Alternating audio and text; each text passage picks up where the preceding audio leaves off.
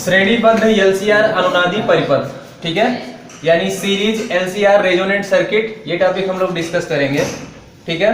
और अभी अगर आप ये टॉपिक अगर पढ़ रहे हो तो इससे पहले जो काफी चीजें हैं वो आप जान रहे हो, तो आपको देखना ये है इसमें, जैसे एलसीआर सर्किट है आपके पास और फिर ये वर्ड एक नया आया है अनुनादी, ठीक है। तो इन सबको रिलेट करते हुए हम चीजों को सीखेंगे। तो देखिए सबसे पहले जो है हमारे पास मान लेते हैं कोई एलसीआर सर्किट है, आपका देख रहे हैं जिनको किस तरह से श्रेणी क्रम में जोड़ा गया है। श्रेणी क्रम आप समझ रहे हैं कि इस तरह से ऐसे जोड़ दिया जाता है अगर, तो इसको श्रेणी क्रम कहा जाता है, समझ रहे हो। अब अगर इसमें जो प्रत्यावर्ती वोल्टेज अप्लाई किया गया है, प्रत्यावर्ती वोल्टेज और जो आपका धारा है वो दोनों समान कला में हो, ठीक है ना। प्रत्यावर्ती वोल्टेज यानी V और I दोनों समान कला में हो, उस स्थिति में फाई इक्वल टू क्या होगा, 0 होगा, ठीक है। और जब ये चीज होगी तो आप कह सकते हो कि वो तभी ये चीज तभी पॉसिबल होगी जब XL इक्वल टू आपका हो XC, समझ रहे हो ना। XL बराबर क्या होना चाहिए, XC होना चाहिए। और यही कहीं ना कहीं अनुनाद की स्थिति होती है, XL बराबर XC, ये आपके लिए नेसेसरी है, तभी ऐसी चीज हो पाएगी। यानी प्रत्यावर्ती वोल्टेज और धारा जो है वो दोनों समान कला में होने चाहिए। और जो ये वर्ड आ गया है अनुनादी, इसको हम समझ लेते हैं, ये कोई बहुत बड़ी चीज नहीं है। आपका अगर प्रत्यावर्ती वोल्टेज की आवृत्ति, ऐसे आप बोलोगे अनुनादी परिपथ, जैसे आपसे पूछ लिया कि एलसीआर अनुनादी परिपथ क्या है, तो आप क्या कहोगे, अगर प्रत्यावर्ती वोल्टेज, मतलब जैसे आपने एलसीआर बोला तो एलसीआर पहले तो आपको यही बोलना पड़ेगा कि एलसीआर सर्किट आपके पास है जिसमें आपने एल, सी और आर को श्रेणी क्रम में जोड़ा है, ठीक है। अब अगर आपके पास एलसीआर परिपथ है और उसमें जो आपने प्रत्यावर्ती वोल्टेज लगाया है, यानी एलसीआर परिपथ में प्रत्यावर्ती वोल्टेज की जो आवृत्ति है वो इस परिपथ की, अर्थात प्रत्यावर्ती परिपथ की स्वाभाविक आवृत्ति के यदि बराबर होता है, तो उस स्थिति में कहते हैं कि जो परिपथ है वो अनुनादी परिपथ कहलाता है। क्या बोलोगे, परिभाषा क्या बोलोगे, आप कहोगे कि एलसीआर अनुनादी परिपथ ऐसा परिपथ होता है जिसमें प्रत्यावर्ती वोल्टेज की जो आवृत्ति है वो परिपथ की स्वाभाविक आवृत्ति के बराबर होती है। चाहे ऐसे आप कह दीजिए, चाहे ऐसे आप कह दो, दूसरी तरीके से भी कह सकते हो। दूसरा तरीका क्या है कि वह परिपथ या ऐसा प्रत्यावर्ती परिपथ जिसमें धारतीय प्रतिघात और प्रेरण प्रतिघात दोनों बराबर होते हैं, अनुनादी परिपथ कहलाता है। तो दो परिभाषाएं आप इसकी दे सकते हो। अब आपको जो अच्छा लगता है वो इस तरह से करिएगा, ठीक है।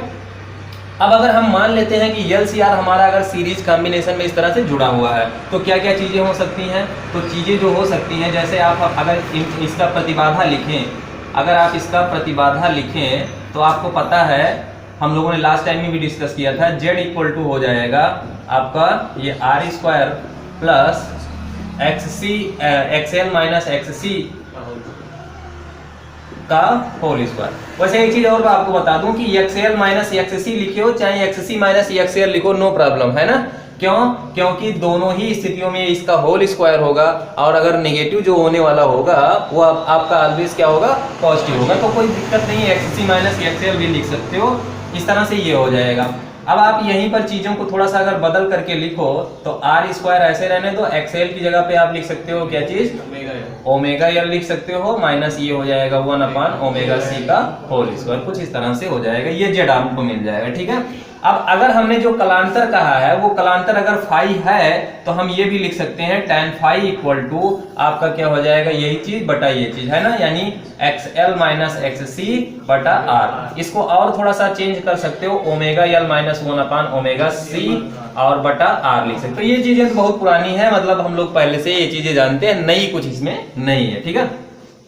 अब अगर हम यहां तक पहुंच गए हैं तो देखो क्या होगा कि अगर, अब ये सब चीजें तो नॉर्मल एलसीआर सर्किट के लिए है, लेकिन हर जगह हर एलसीआर सर्किट आपका अनुनादी परिपथ नहीं होगा। अनुनादी परिपथ के लिए एक विशेष कंडीशन होनी चाहिए। विशेष कंडीशन क्या होगी कि जो वोल्टेज लगाया गया है उस वोल्टेज की जो आवृत्ति है उस ये परिपथ की स्वाभाविक आवृत्ति के बराबर होगा अगर, तो उस स्थिति में क्या होगा, दोलनों का आयाम बढ़ जाएगा। दोलनों का क्या मतलब, जैसे जो अनुनाद कहते हो, अनुनाद में क्या होता है, दोलनों का आयाम बहुत बढ़ जाता है। मतलब जो पहले छोटे छोटे ऐसे ऐसे दोलन हो रहे थे वो अब बहुत हाई फ्रीक्वेंसी वाले उच्च आवृत्ति के दोलन होने लगते हैं और उसमें एम्पलीट्यूड आपका बढ़ जाता है, मतलब आयाम आपका क्या हो जाता है, बढ़ जाता है। और आयाम बढ़ने का मतलब यार यहाँ पे अगर आयाम बढ़ता है तो उसका क्या मतलब है, आप देखिए आई बढ़ जाएगा, कैसे बढ़ जाएगा अब हम उसको भी दिखाते हैं, क्योंकि आई का ही शिखर मान होता है, बी का शिखर मान होता है, तो देखते हैं कि आई कैसे बढ़ जाएगा।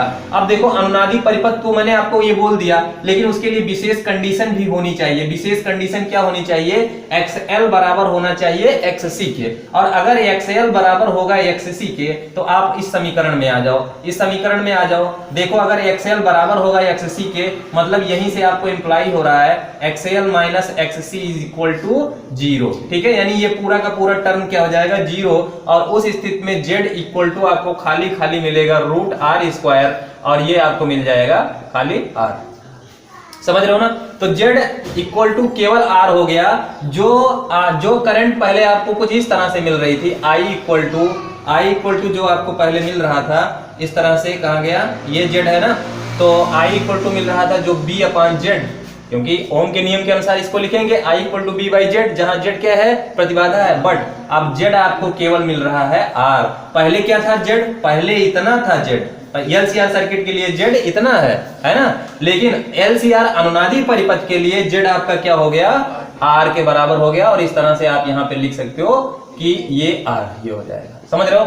अब अगर अपने पास ये चीज हो गई तो ये दिखाता है कि करंट की मात्रा बढ़ जाएगी। आप देखिए अगर Z ज्यादा होगा तो आपका I जो है कम होगा, लेकिन तो अब तो हमने जब ये कंडीशन अप्लाई कर दी तो Z हमारा कम हो गया, और Z अगर हमारा कम हो गया तो I हमारा बढ़ जाएगा, यानी धारा जो है सर्किट में वो इंक्रीज कर जाएगी। यानी दोलनों जब स्वाभाविक आवृत्ति के बराबर हो जाएगा उस स्थिति में इसके दोलनों का आयाम बढ़ जाएगा। बात समझ में आया। तो अगर ये चीजें समझ में, और इसके अलावा देखो प्रतिबाधा आपकी क्या हो जाएगी, Z आपका कम हो जाएगा, Z कम हो जाएगा, I आपकी बढ़ जाएगी, इस तरह से ये चीजें हो जाएंगी। अब चलिए ये कंडीशन निकाल लेते हैं इसका कि कब जो है हमारा ये जो जैसे मैंने जो बोला है कि प्रत्यावर्ती वोल्टेज की आवृत्ति परिपथ की स्वाभाविक आवृत्ति के बराबर हो जाएगी, तो वो चीज मैं इसको देख लेता हूं यहाँ पर। चलिए देखते हैं, यहां से जैसे हमारे पास है XL बराबर XC, तो यहां से आपको पता है ये होता है ओमेगा L और बराबर होता है 1 अपान ओमेगा C के। यहां से इसको मल्टीप्लाई कर देंगे तो ये हमको मिल जाएगा ओमेगा स्क्वायर इक्वल टू, और L को इधर भेज दीजिए तो ये हो जाएगा 1 अपान LC, और अगर हम यहीं से कैलकुलेट करेंगे ओमेगा तो हमें मिल जाएगा 1 अपान रूट LC, ठीक है। इसको हम लिखेंगे 2 पाई f, और ये बराबर हो जाएगा 1 अपान रूट LC, और यहाँ से अगर हम f निकालेंगे तो ये मिलेगा मुझे 2 पाई रूट LC। तो देखो ये जो आवृत्ति मिली है, अब देखो यहाँ पर बहुत अच्छी चीज समझने वाली है। ये जो आवृत्ति हमको प्राप्त हुई है, यहाँ पर ये चीज देख रहे हो, ये जो फ्रीक्वेंसी हमें मिल रहा है, ये फ्रीक्वेंसी क्या है, प्रत्यावर्ती वोल्टेज की फ्रीक्वेंसी है। ये फ्रीक्वेंसी क्या है, प्रत्यावर्ती वोल्टेज की फ्रीक्वेंसी है। और ये जो दूसरा टर्म इधर लिखा हुआ है ये आपका तभी होगा जब अनुनाद की स्थिति होगी, यानी अनुनाद जब होगा तभी ये चीज होगी। समझ रहे हो ना। तो अगर आप अनुनाद चाहते हो तो उसके लिए क्या होना चाहिए, यहां से देखो परिभाषा आपका निकल सकता है। जब अनुनाद आपको चाहिए तो उसके लिए होना चाहिए कि जो प्रत्यावर्ती वोल्टेज है उसकी आवृत्ति, मैंने बोला ना ये प्रत्यावर्ती वोल्टेज की आवृत्ति है, और इसको मैंने बोला कि ये आपका जो है किस चीज की आवृत्ति है, जो है अनुनाद की आवृत्ति है, या ना। तो अनुनाद जब होगा उस समय ये फ्रीक्वेंसी होगी, और ये आपका समझ लो जो प्रत्यावर्ती वोल्टेज जो आपने लगाया है उसकी फ्रीक्वेंसी ये है, ठीक है ना। तो प्रत्यावर्ती वोल्टेज की आवृत्ति वस्तु की जब स्वाभाविक आवृत्ति के बराबर हो जाएगा उस समय आपका क्या होगा, अगर इसी चीज को मैं बोल दूं FR कह दूं, इसको मैं क्या कह दूं, FR कह देता हूं, यानी FR बराबर अगर ये हो जाए 1 अपान 2 पाई रूट LC।